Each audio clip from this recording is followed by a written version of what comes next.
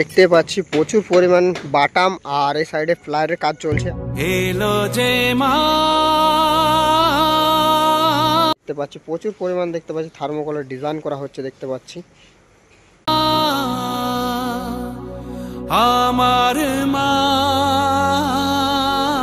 ভিতরে দেখতে পাচ্ছি প্রচুর পরিমাণ থার্মোকলের কাজ রয়েছে দেখতে পাচ্ছি, থার্মোকলের ডিজাইন করা হয়েছে প্রচুর পরিমাণে।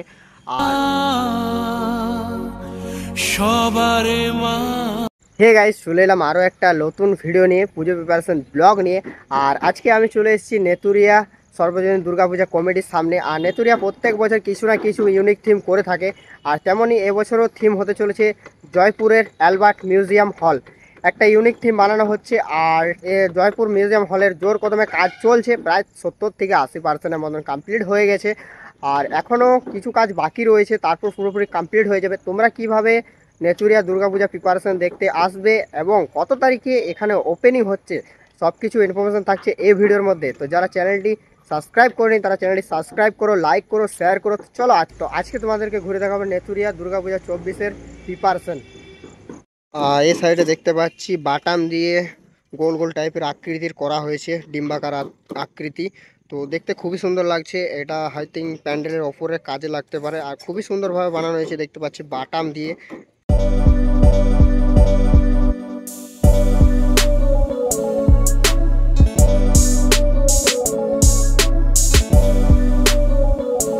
দেখতে পাচ্ছি প্রচুর পরিমাণ বাটাম আর এই সাইডে ফ্লায়ারের কাজ চলছে, আর ফ্লায়ারের ওপর রং করা হচ্ছে দেখতে পাচ্ছি, সাদা কালারের রং করা হচ্ছে, এর ওপর আরও কালারিং হবে।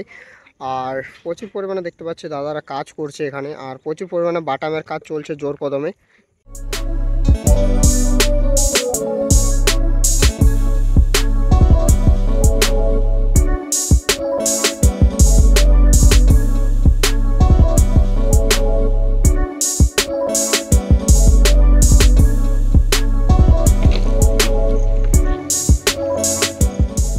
তো বাইরের কাজটা তো দেখালামই, আর তার সাথে সাথে এবার চলে এলাম ভিতরের দিকে। আর ভিতরের দিকে প্রচুর পরিমাণ সোলারের কাজ চলছে, প্লাই বাটামের কাজ তো চলছে, তার সাথে সাথে সোলারেরও কাজ জোর কদমে চলছে। তো সোলারের ডিজাইনগুলো তোমাদেরকে একটু শেয়ার করি।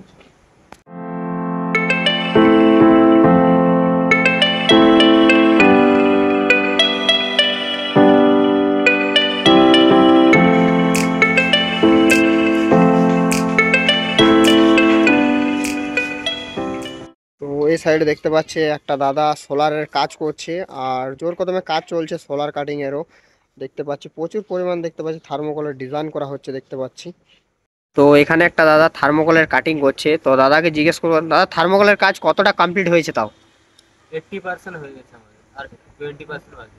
80% হয়ে গেছে, 20%-এর মতন বাকি রয়েছে।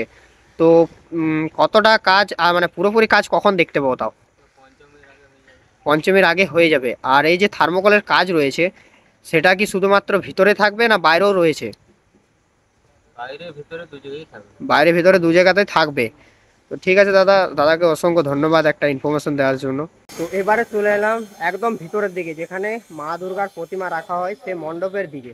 আর ভিতরে কতটা কাজ এগিয়েছে সেটা তোমাদেরকে দেখাবো, আর ভিতরে কিসের কাজ চলছে সেটাও তোমাদেরকে দেখাবো। তো চলো ভিডিওটা প্রথম থেকে লাস্ট অবধি দেখতে থাকো। ভিতরে দেখতে পাচ্ছি প্রচুর পরিমাণ থার্মোকলের কাজ রয়েছে দেখতে পাচ্ছি, থার্মোকলের ডিজাইন করা হয়েছে প্রচুর পরিমাণে।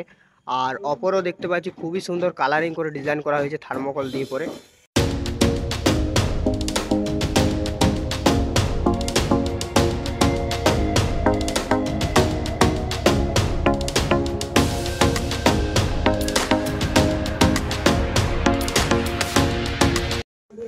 আর এটা হচ্ছে সেই জায়গাটা যেখানে মায়ের প্রতিমাটা রাখা হবে, সেই জায়গাটা। আর সেই জায়গাটা দেখতে পাচ্ছি এখনও তো কাজ হয়নি, ওপরে জাস্ট কাজ করা হয়েছে থার্মোকল দিয়ে পরে। আর নিচে দেখতে পাচ্ছি প্রচুর পরিমাণ থার্মোকলের ডিজাইন করে রাখা হয়েছে, প্রচুর পরিমাণে ডিজাইন রয়েছে। আর এগুলা দেখতে পাচ্ছি প্রচুর পরিমাণ দেখতে পাচ্ছি যে সাইডে কাজ করা হচ্ছে থার্মোকল দিয়ে। আর আই থিঙ্ক এগুলো সাইডে কোনো কাজ করা হবে, ডিজাইন যেমন ডিজাইন করা হয়েছে দেখছি প্রত্যেকটা সাইডে। আর আমার জাস্ট ওপরটা জাস্ট সেরা লাগছে দেখতে পাচ্ছি, আর লাইটিংয়ে আরও ভালো লাগবে দেখতে পাচ্ছি, খুবই সুন্দরভাবে ডিজাইন করা হয়েছে। আর এই সাইডেও দেখতে পাচ্ছি সেম টাইপের ডিজাইন করা হচ্ছে দেখতে পাচ্ছি।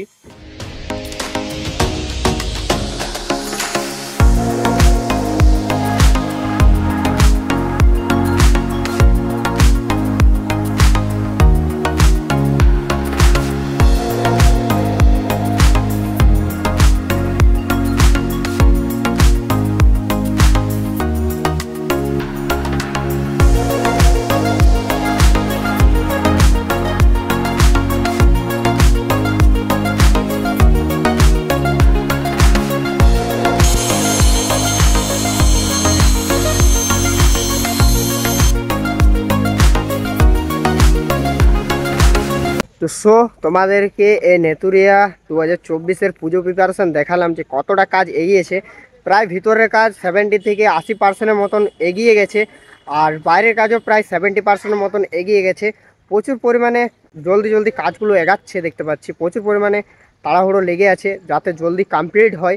তো তার জন্য দাদাদের কাছে বেশি কিছু ইনফরমেশন পাইনি, তাও জিজ্ঞেস করলাম যে এটা কমপ্লিট কত তারিখে হতে পারে। আই থিঙ্ক পঞ্চমী কি ষষ্ঠীর দিন বলছে পুরোপুরি কমপ্লিট হয়ে যেতে পারে। আর প্রত্যেক বছর একটু নেতুরিয়া লেট করে ওপেনিং করে, তো আই থিঙ্ক পঞ্চমী কি ষষ্ঠীর দিনে এটা ওপেনিং হতে পারে। তো কাজ জোর কদমে চলছে, সোলার বাটাম আর থার্মোকল সব মিলিয়ে পরে কাজ চলছে। তারপর ফ্লাইয়েরও কাজ রয়েছে, প্রচুর পরিমাণ সামান রয়েছে ডিজাইন করার জন্যে। বাটাম রয়েছে, থার্মোকল রয়েছে, তারপর সোলার রয়েছে, সব সব রকম ডিজাইন থাকছে এই অ্যালবার্ট মিউজিয়ামের মধ্যে। আর এবারে বলে রাখি যে তোমরা কিভাবে আসবে, ওপেনিং তো বলে দিলাম যে পঞ্চমী কি ষষ্ঠীর দিন হতে পারে। আর তোমরা আসতে গেলে তোমরা যদি আসানসোল দিক থেকে আসো তো যে কোনো পুরুলিয়া লাইনের বাস ধরে, স্টেট বা লোকাল যে কোনো পুরুলিয়া লাইনের বাস ধরে নেতুরিয়াতে নামলেই জাস্ট সামনেই রয়েছে মণ্ডপটা। আর যদি তোমরা পুরুলিয়া দিক থেকে আসো যে কোনো বরাকর, আসানসোল, ডিসারগড় যে কোনো বাস ধরে তোমরা নেতুরিয়াতে নামলেই তোমরা পেয়ে যাবে এই মণ্ডপ। আর যদি তোমরা আসানসোল দিক থেকে মিনি ধরে আসো তো ডিসারগড়ে নেমে পড়ে ডিসারগড় থেকে আরও টোটো করে আসতে হবে। আর তোমরা চাইলে আসতে পারো এখানে। আর ভিডিওটা কেমন লাগলো কমেন্ট করে জানাবে, যদি ভালো লেগে থাকে লাইক কমেন্ট শেয়ার সাবস্ক্রাইব করে দাও। দেখা হচ্ছে নেক্সট কোনো ভিডিওতে। ততক্ষণে যেন ভালো থাকো, সুস্থ থাকো, লাভ ইউ অল।